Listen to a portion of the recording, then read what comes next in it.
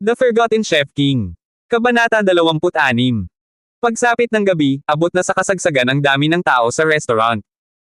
Halos hindi na magkamayaw sa dami ng order, pero sa gitna ng lahat, napakunot ang noo ni Marcus Ashford. Hindi siya mapalagay. Si Sophie ay tila walang pakialam, parang walang nararamdaman sa kaguluhan. Samantalang si Edwin Harper, ni Anino, wala. Kanina pa niya iniisip kung nasaan na ang matabang lalaking iyon. Noong hapon, palihim itong umalis kasama si Cyril Clark, at hanggang ngayon, hindi pa bumabalik.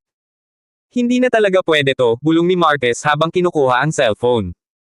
Ngunit bago pa siya makatawag, biglang bumukas ang pinto. Pumasok sina Cyril at Edwin. Masiglang tumatalon si Cyril, parang walang iniintinding problema sa mundo. Ngunit kabaligtaran naman si Edwin, mapatla, bagsak ang balikat, at tila kaluluwa na lang ang natitira sa katawan. Parang dinaanan ng bagyo. Kung tutuusin, sino ba naman ang hindi mapapagod kung buong hapon kang sermonan ng guro? Sa puntong iyon, tahimik na nagpasalamat si Edwin sa sarili. Mabuti na lang talaga, wala siyang anak. At lalong mabuti, wala siyang anak na kagaya ni Cyril. Anong ginawa niyo? Agad na tanong ni Marcus. Sai, pumasok ka ba sa school kanina? Oo naman. Masayang sagot ni Cyril. Buong hapon nga ako sa school. Pagkasabi niyon, agad siyang tumakbo paakyat, parang batang walang tinatagong kalokohan. Napatingin si Marcus kay Edwin, may halong duda ang mga mata. Mapait na ngumiti si Edwin. Hindi siya nagsisinungaling, buong hapon nga siyang nasa school. Lalong napakunot ang noo ni Marcus. Kung ganun, anong ginawa mo? Habang papasok sila sa kusina at nagsisimulang maghanda, napabuntong hininga si Edwin. Buong hapon akong pinagalitan ng teacher niya. At doon niya ikinwento ang nangyari, kung paano kinulbit ni Cyril ang wig ng guro kanina. Halos mabaliw raw ang teacher sa galit. Ngunit bago pa tuluyang magalit si Marcus. Master, huwag mo na sanang banggitin kay Sai, agad na dagdag ni Edwin. Napagalitan na siya. Sapat na yun, kahit ako na lang ang nasermonan. Napatigil si Marcus.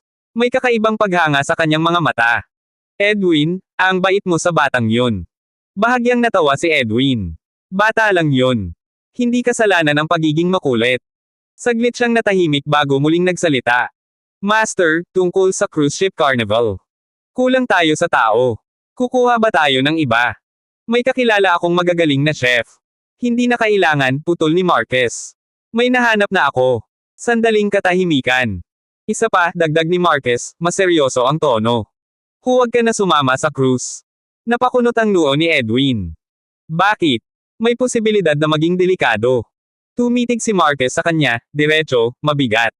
May kinalaman ito kay Spencer Wright. Alam mo na kung sino siya, kaya alam mong hindi ito simpleng lakad lang. Tahimik si Edwin. Mabigat ang hangin sa pagitan nila. Hindi mo kailangang sumugal kasama ko.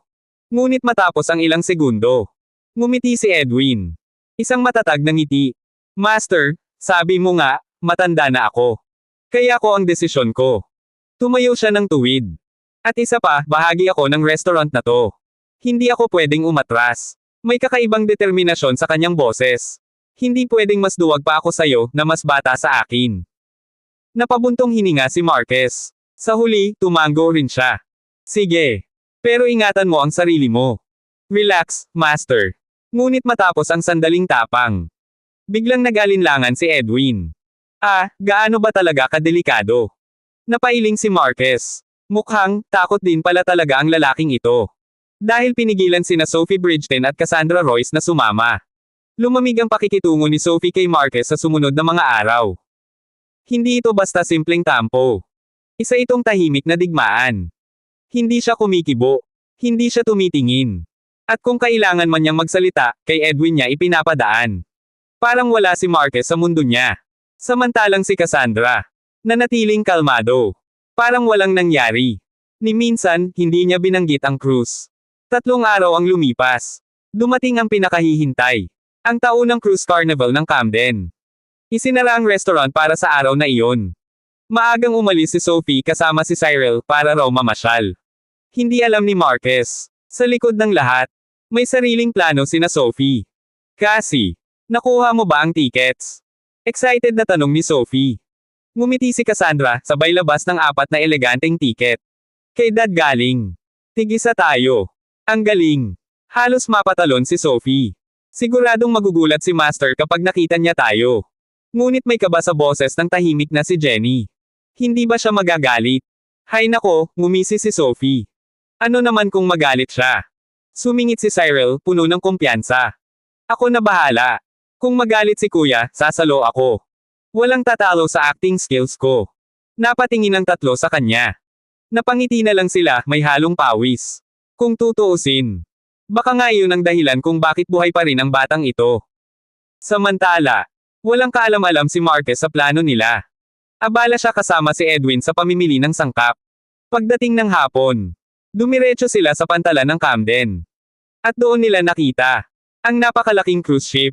Mahigit 200 metro ang haba. Kayang magsakay ng higit 1,500 katao. At puno ng luho at aliwan. Ocean Goddess. Napanganga si Edwin. Grabe. Ngunit si Marquez. Kalmado. Sanay na. Pero sa kaibuturan ng kanyang isipan. Isang imahe ang sumagi. Isang barkong nalunod dahil sa yelo. Isang trahedya. Isang babala. At kahit gaano kaganda ang barkong yan. Isang boses ang biglang sumingit sa likuran nila. Kapag may nangyari, walang silbi ang lahat ng yan. Paglingon nila, nakita nila si Spencer Wright. Kasama ang mga taong naka-uniforming chef. Ngumisi siya. At ito ang boss ko, Lillian Hawks. Biglang sinipa ni Lillian si Spencer. Tumahimik ka. Isa pang kalokohan, kakapunan kita. Nanahimik sina Marquez at Edwin. Mukhang delikado ang babaeng ito. 15 kami, paliwanag ni Spencer. Magpapanggap na kitchen staff. May backup din kami. Special Forces. Sa loob ng 10 minuto, makokontrol namin ang buong barko. Bahagyang nakahinga si Edwin. Ngunit, biglang ngumiti si Spencer. Isang malamig na ngiti. Pero syempre, kung may mamamatay, hindi na yan maiiwasan. Natahimik ang lahat. Ang Engranding Cruise Ship Carnival ay pinangunahan ng Luxberry Catering at Banquets, at bilang punong chef ng kumpanya, matagumpay na nalampasan ni Marcus Ashford ang mahigpit na verifikasyon ng crew ng Ocean Goddess. Kinagabihan, tuluyan pa siyang naging pansamantalang miyembro ng crew ng barko. Hindi may kakaila, may sarili ng chef ang Ocean Goddess. Ngunit sa antas ng isang marangyang handaan, hindi sapat ang pwede na. Kailangan, perpekto. Walang puwang ang karaniwan. At dito nagsimulang mapansin ang kakaibang eksena. Isang simpleng chef mula sa isang maliit na kainan, size home cooking, ang mamumuno sa engranding banquet ng libo-libong panauhin. Parang maling eksena sa maling entablado. Kaya naman nang sumakay si Marquez kasama ang kanyang grupo ng mga kusinero, paulit-ulit na sinuri ng crew ang listahan, tila hindi makapaniwala. Ngunit sa huli, wala silang nagawa kundi payagan siyang makasakay. 10 palapag ang barko. Sa pangunahing deck, abalang-abala ang mga staff, tila mga langgam na naghahanda sa isang napakalaking piging. Tahimik lamang si Marquez habang nagmamasid. Si Edwin Harper ay hindi mapakali, palingalinga sa paligid. Samantalang sina Spencer Wright at ang iba pa ay seryoso ang mga mukha, ngunit sa kanilang mga mata, may kakaibang kislap habang pinagmamasdan ang mga waiter. Alam nila, sa mga taong iyon, may mga kalaban na nakatago. Dinala sila ng crew sa kusina. Isang napakalawak na espasyo, kumpleto sa modernong kagamitan. Saglit na tumanggo si Marquez, kontento. 4 na oras bago bumiyahe ang barko. 4 na oras para maghanda ng pagkain para sa libo-libong tao. 4 na oras para sa isang misyon na maaaring ikamatay ng ilan sa kanila. Pumalakpak si Marquez. Makinig kayong lahat. Ngunit hindi pa siya tapos magsalita. Ha! Tingnan nyo to, akala mo kung sinong magaling. Isang malamig at mapanuyang boses ang pumutol sa kanya. Tumawa ang ilan. Ang nagsalita, isang matipuno, maikling buhok na lalaki. Si Zack Preston. Lumapit siya kay Marquez, may mapanghamak na ngiti. Bata ka pa. Ni hindi ka pa nga nagkakabuhok ng maayos, gusto mo na kaming utusan. Biglang bumigat ang hangin sa kusina. Lahat ay nanood. Tahimik. Mapanganib. Ngunit si Marquez. Ngumiti. Banayad. Kalma. Nakakatakot. At ikaw, marahan niyang sabi, titig diretso sa mata ni Zack. Baboy ka ba? Parang sumabog ang katahimikan. Ano? Napaatras si Zack, hindi makapaniwala. Ulitin mo nga, galit niyang hamon. Hindi nagbago ang ekspresyon ni Marquez. Kung sasaktan mo ako, siguradong mabubunyag ang misyon niyo. Gusto mo ba yon? Tumigil si Zack. Kung hindi mo kayang magtiis kahit kakasimula pa lang, isa lang ang ibig sabihin. Lumalim ang boses ni Marquez. Bobo ka, o inutil. Isang segundo ng katahimikan. Pagkatapos, baboy ka ba? Nanginginig si Zack sa galit. Kumunat ang kanyang mga kamao. Parang sesubog anumang oras. Pati ang ibang undercover agents, nagsimulang gumalaw. Handang sumugod. Handang pumatay. Ngunit si Marquez, nanatiling nakatayo. Hindi umatras. Hindi kumurap. Sa halip lalo pang naging mapanlaban ang kanyang titig. Bago kayo kumilos, malamig niyang sabi. Gampanan niyo muna ang papel niyo bilang chef. Huminto siya. At saka idiniin. Dahil ang kasinang to. Isang hakbang pasulong. Akin. Dito, ako ang nasusunod. Sige, mamatay ka na. Sigaw ni Zack sabay suntok. Ngunit, bang! Isang sipa ang dumaan na parang kidlat. Tumilapon si Zack sa sahig, gamulong ng ilang metro bago tumigil. Lahat ay napatunganga. Hindi si Marquez ang gumalaw. Kundi, si Lillian Hawks. Dahan-dahan niyang ibinaba ang kanyang paa. Malamig ang kanyang mukha. Zack Preston, matigas niyang utos. Uminom ka ng isang buong bote ng mastasa. 10 minuto. Boss, gusto mo bang sumuway? Hindi. Tahimik ang lahat. Walang nangahas magsalita. May tutol ba? Tanong ni Lillian, malamig ang boses. Wala. Sabay-sabay na sagot. Ganap na pagsunod. Ganap na autoridad. Namumutla si Zack habang binubuksan ang bote ng mastasa. Sumangaw ang matapang na amoy. Halos hindi niya kayanin. Ngunit, ininom niya. Isang lagok. 2. 3. Hanggang sa mapasigaw siya sa hapdi. Umuubo. Naluluha. Ngunit hindi tumigil. Napatingin si Marquez at Edwin sa isa't isa. Hindi makapaniwala. Ganito sila magparusa. Ganito katindi. Ngunit si Lillian. Walang pakialam. Lumapit siya kay Marquez. At sa unang pagkakataon. Nagpakumbaba. Chef Ashford, sa iyo ang kusina. Sandaling natigilan si Marquez. Parang panaginip. Ngunit agad siyang bumalik sa sarili. Tumingin sa oras. 4 na oras. Huminga siya ng malalim. At libo-libong bisita. Pagkatapos, sumigaw siya. Ikaw. Hugasan ang mga pipino. Ikaw. Ihanda ang pato. Ikaw. Manok, bilasan mo. At ikaw, balatan mo lahat ng sibuyas. Biglang sumabog ang kusina sa galaw. Parang isang hukbo. Parang isang digmaan. At sa gitna nito, isang 17 anyos na binata. Ngunit ang tindig. Parang hari. Parang general. Parang isang alamat na isinisilang. At mula sa sandaling iyon, walang sino man ang muling nagtanong kung sino ang namumuno. Dahil malinaw na sa kanilang lahat. Sa kasinang iyon, si Marquez Ashford ang batas. Sa pantalan sa labas ng Camden, nagmistulang parada ng karangyaan ang paligid, sunod-sunod ang pagdating ng mga mamahaling sasakyan, at isa-isang bumababa ang mga taong kilala sa kanilang yaman at kapangyarihan. Ang kanilang destinasyon, ang engranding cruise ship na Ocean Goddess, kung saan gaganapin ang isang marangyang sulo-salo ngayong gabi. Mr. Hayden Rowe, maaari na po kayong sumakay. Magalang nang umiti ang crew matapos suriin ang tiket ng isang lalaking nasa edad 40. Nakasuot ito ng mamahaling suit at may tabing kumpiyansa sa bawat galaw, isang taong sanay utusan ang mundo. Ngunit hindi sa kanya nakatuon ang tingin ng crew. Kundi sa babaeng kasama niya. Isang dalagang may mahahabang alon-along buhok na kulay kastanyes, maputing balat, at katawang tila hinulma ng perpeksyon. Nakasuot siya ng madilim na berdeng vestide na lalong nagpapatingkad sa kanyang misteryosong alindog. Sa isang simpleng ngiti niya, tila nahila ang kaluluwa ng sinumang makakasalubong ng kanyang mga mata.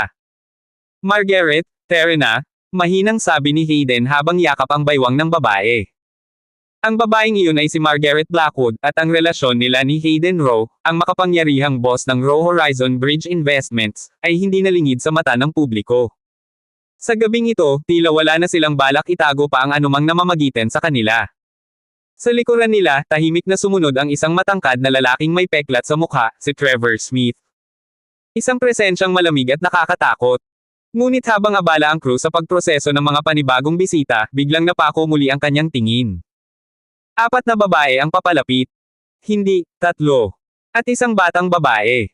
Hindi man sila kasing garbo ng naunang dumaan, may kakaibang dating ang grupo, isang sariwa at natural na ganda na mas nakakaakit kaysa sa pilit na karangyan.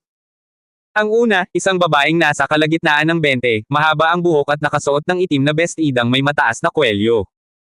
Matangkad, elegante, at may mga binting tila hinubog para hanggang, hindi lantad ang pagiging sexy, ngunit may kakaibang hatek na hindi maipaliwanag. Sumunod ang isang dalagitang nakaputi, simpleng ngunit napakalinis tingnan. May banayad na kagandahan na parang bulaklak sa umaga. Ang pangatlo, isang mas batang dalaga, suot ang matingkad na pulang bestida. Isang kulay na mahirap dalhin, ngunit sa kanya, tila likas. May halong inosente at tukso sa kanyang presensya. At ang huli, isang batang babae na parang manikang porselana sa kanyang pink na damit, paikot-ikot ang tingin sa paligid, puno ng inosenteng pagkamangha. Hello, ito po ang mga tiket namin, masiglang sabi ng dalagitang nakaputi. Napabalik sa ulirat ang crew. Mabilis niyang sinuri ang mga tiket at pinapasok ang grupo. Habang papalayo ang apat, narinig niya ang mahihinang usapan nila. Sophie, hindi ba talaga galit si kuya? Tanong ng babaeng nakapula. Ngumiti ang babaeng nakaitim. Relax. Kung may magagalit man, ako ang sasalo para sayo, Jenny. Sophie, hindi ko inaasahan na ganito kapalakab 8, sabi ng nakaputi, si Cassandra. Hoy, huwag kang mag-assume. Kung may sisi man, sayo yun, biro ni Sophie sabay ngisi. Pero syempre, hindi kanya kayang pag-alitan. Napasimangot si Cassandra, ngunit agad ding napawi iyon nang mapansin ang kasiglahan ng barko. Sigurado akong magiging masaya ito, bulong niya. Ang laki pala ng barko. Sigaw ng batang si Cyril habang tatakbo sana, ngunit agad siyang hinailan ni Jenny. Huwag kang lalayo. Opo, ate. Mahinang sagot nito, ngunit hindi pa rin mapigilan ang pagtingin sa paligid. Sila sina Sophie Bridgeton, Cassandra Royce, Jenny Clark, at Cyril Clark. Habang pinagmamasdan sila ng crew na papalayo, may bagong dumating na bisita. Isang binata. Guwapo, ngunit may bahid ng kakaibang lamlam sa mukha. Nang hinga ng tiket, tahimik niyang iniabot iyon, ngunit ang kanyang mga mata ay nakatutok sa direksyong pinuntahan ng apat na babae. Parang may hinahanap. Parang may balak. Siya ay si Nathan Middleton. Akala ng lahat, matagal na siyang umalis ng Camden. Ngunit sa ngising gumuhit sa kanyang labi habang umaakyat sa barko. Malinaw na hindi pa tapos ang kanyang kwento. Pagsapit ng alas 8 ng gabi, tuluyan nang umalis ang Ocean Goddess sa pantalan. Sa tunog ng busina, dahan-dahan itong naglayag patungo sa karagatan. Sa loob ng ilang oras, magiging entablado ito ng kapangyarihan, karangyaan, at lihim na panganib. Sa kusina ng barko, abala ang lahat. Pagod, pawis, tensyon, ngunit kontrolado. Matapos ang 4 na oras na walang tigil na paghahanda, halos handa na ang lahat ng putahe. Sa gitna ng kaguluhan, nakatayo si Marcus Ashford, tahimik na pinagmamasdan ang papalayong baybayin sa dilim. Isang bagyong paparating. At ramdam niya iyon. Ngunit hindi siya kinakabahan. Hindi tulad ni Edwin Harper, na halos hindi mapakali, nanginginig pa habang naghihiwa ng gulay. Sa kabila ng bantang nakaamba, si Marcus, kalma. Mapanganib na kalma. Para bang kahit harapin niya ang kamatayan, hindi siya uurong. Dahil sa kanyang pamumuno, kahit ang mga veteranong tauhan ay napasunod niya. Ang dating pagdududa, napalitan ng paghanga. Dahil ang bawat putahe na kanyang nilikha ay perpekto. Mr. Ashford, handa na po ang cucumber jellyfish, sabi ni Zack Preston, inaabot ang tubig. Ngumiti si Marcus. Salamat. Magpahinga ka sandali. Kailangan pa natin ng lakas mamaya. Wala yun, sagot ni Zack, bahagyang seryoso ang tono. Pero kayo ni Master Harper, mag-ingat. Kapag nagsimula na sila, hindi na natin alam ang mangyayari. Isang sandaling katahimikan. Pagkatapos, talk, talk, talk. Napatingin ang lahat sa pintuan. Hindi dapat may pumapasok dito. Hindi sa oras na ito. Agad naging alerto ang grupo. Hinawakan ni Spencer Wright ang kanyang baril at sinenyasan si Marcus. Si Marcus ang magbubukas. Tahimik siyang lumapit. Walang kaba. Walang alinlangan. Dahan-dahan niyang pinahihit ang serradure. At binuksan ang pinto. Sa likod nito, nakatayo sina Cassandra, Sophie, Jenny, at Cyril. Ngumiti silang sabay-sabay. Surprise! Napatigil si Marcus. At sa unang pagkakataon, ang lalaking hindi natitinag kahit sa harap ng panganib, ay tuluyang natulala.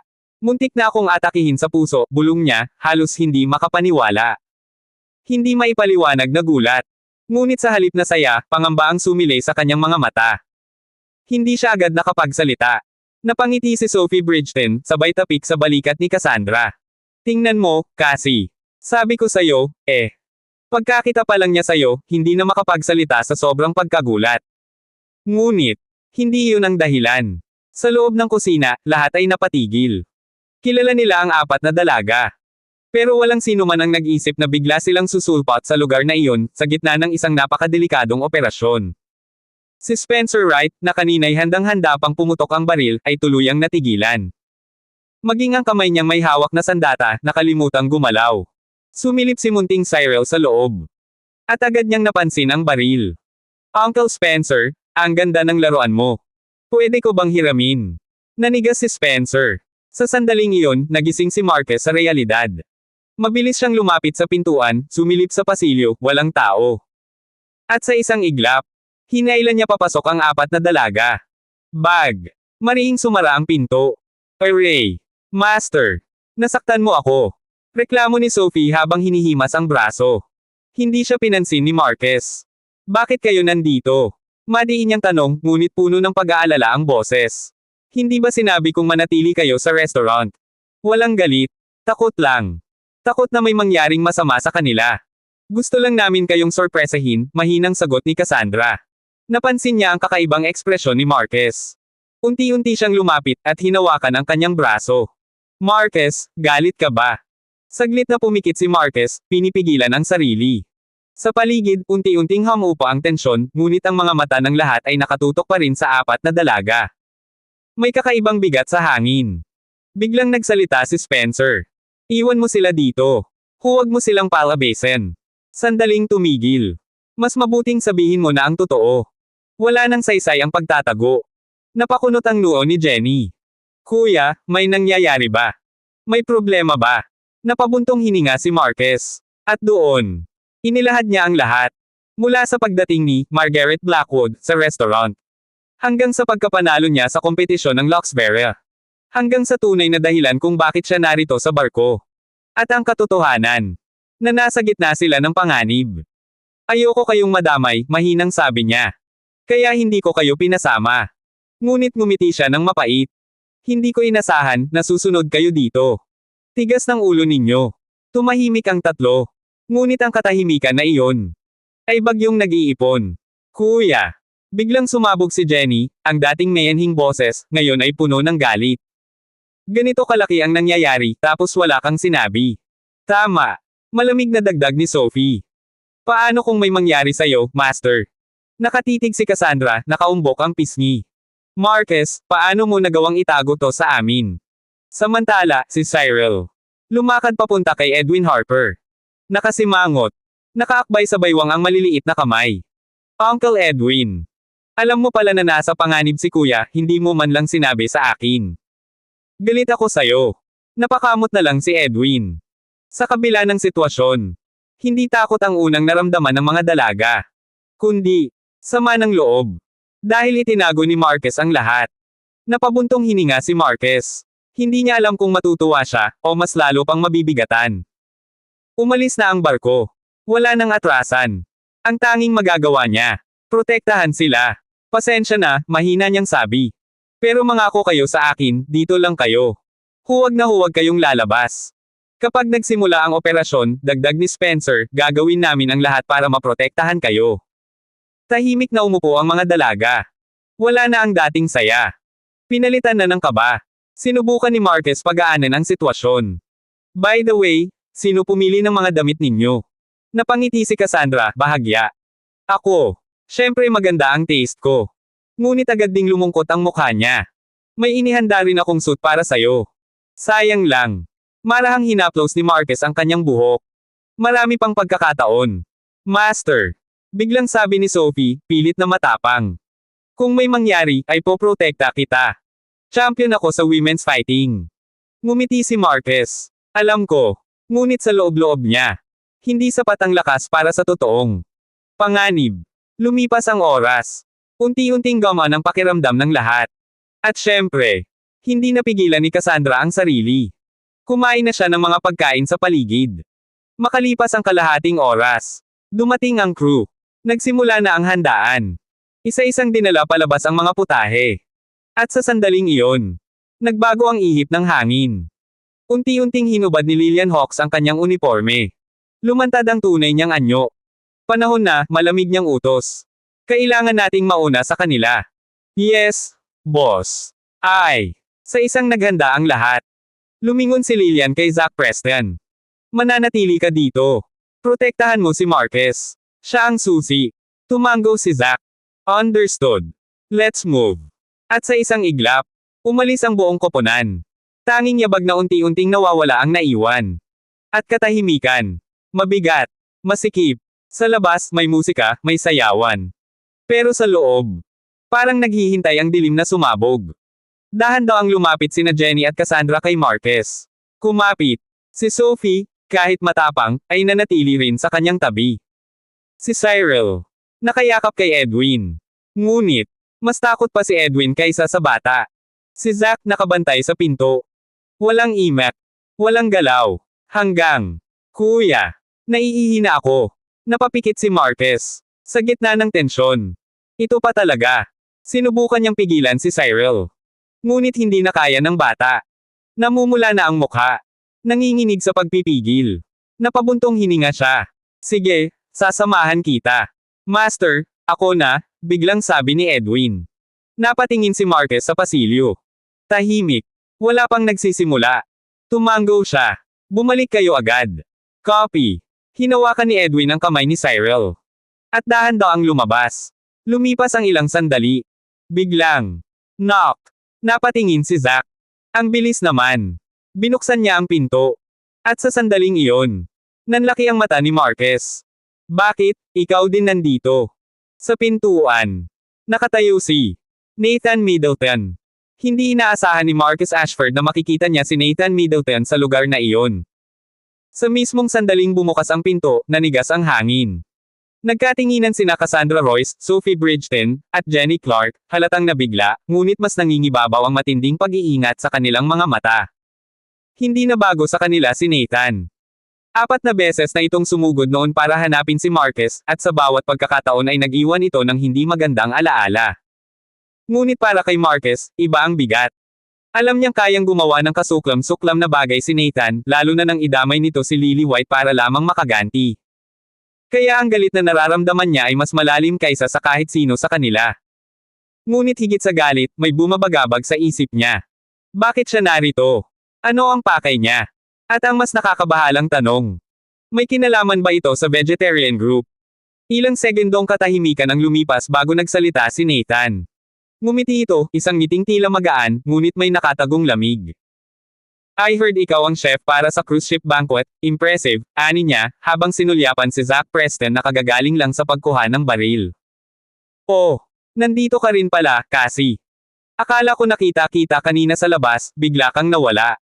Napakunot ang noo ni Cassandra. Anong ginagawa mo rito? Hindi ba bumalik ka na sa Hackney? Bumalik ako, sagot ni Nathan, kalmadong kalmado. Pero may negosyo ang pamilya ko sa banquet, kaya sumabay na ako. At saka, bahagyang lumalim ang ngiti niya, may mas mahalaga pa akong aasikasuhin. Sa unang tingin, tila isang normal na usapan lamang iyon. Pero hindi naloko si Marquez. Nanatiling matalim ang kanyang tingin, parang handang sumabog anumang oras.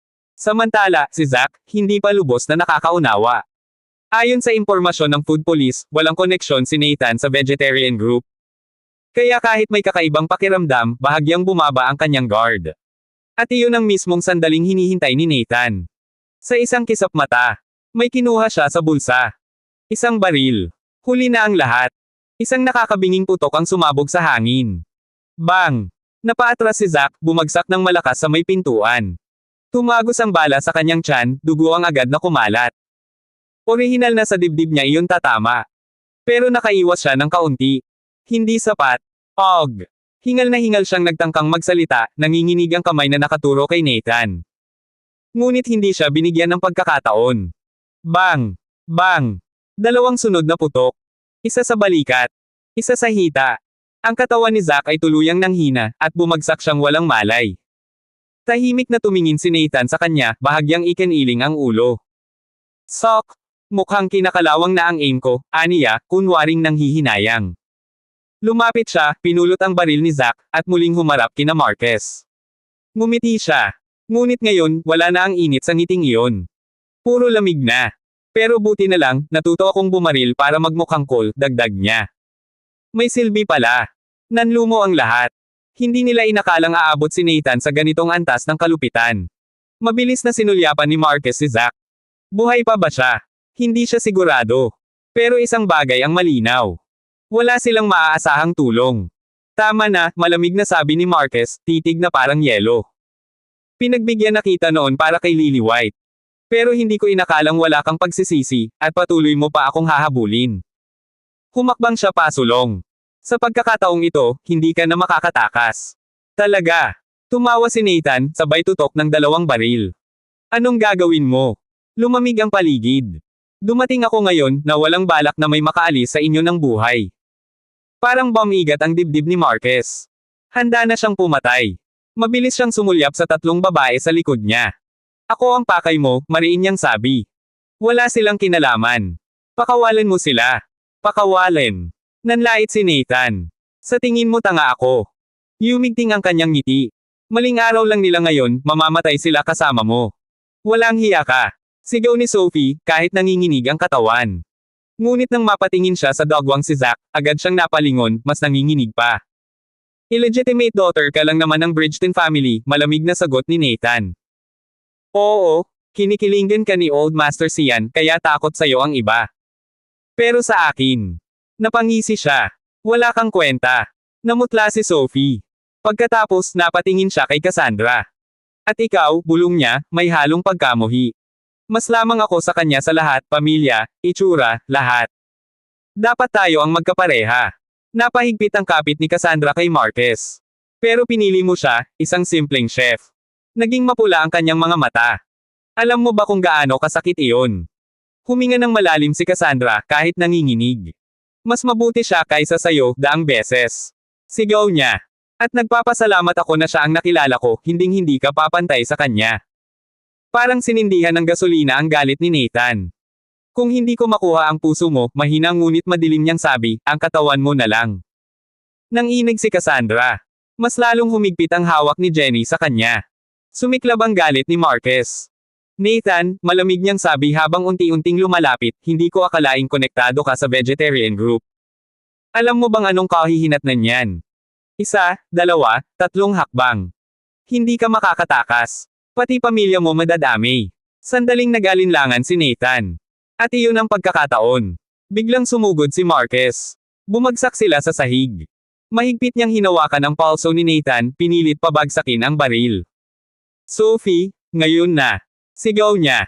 Nagising si Sophie sa pagkabigla at tumakbo palapit. Ngunit, sa isang iglap may kinuha si Nathan sa bulsa. Isang maliit na bote. Pinisil niya iyon. At tumalsik ang madilim na likido, halong parang dugo, diretso kay Sophie. Ah! Nanigas siya. Ang amoy ng bakal. Ang pulang likido. Isang alaala. Isang bangungot mula 10 taon na ang nakalipas. Bumigay ang kanyang tuhod. Bumagsak siya, walang malay. Damn it! Bulong ni Marcus. Pinaghandaan niya ito. Tumawa si Nathan at pilit na kumawala. Agad namang tumakbo sina Cassandra at Jenny para tumulong. Ngunit, bang! Isang putok. Kasunod nito. Isang sigaw. Kuya! Sigaw ni Jenny. Napahinto sila. Tumambad sa kanila si Marcus, nakahandusay sa sahig. Tinamaan ang kanyang kanang braso. Ang sakit, tila apoy na sumusunog sa laman niya. Halos hindi siya makagalaw. Kung masira ang kanang kamay mo, malamig na sabi ni Nathan, makakapagluto ka pa kaya. Pagkatapos, tumingin siya kay Jenny. May malisyosong ngiti. Maganda rin pala ang kapatid mo. Tumawa siya. Marcus, gusto kong panoorin mo habang ginagawa ko ang gusto ko sa kanya, kay Cassie, pati kay Sophie. Masaya yun, di ba? Nanlilimahid ang dugo, ngunit dahan-daang tumangala si Marcus. Ang kanyang mga mata.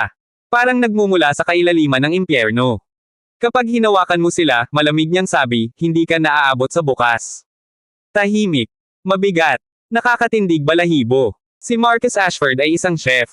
Ngunit higit sa lahat, isa siyang lalaking handang pumatay para protektahan ang mga mahal niya.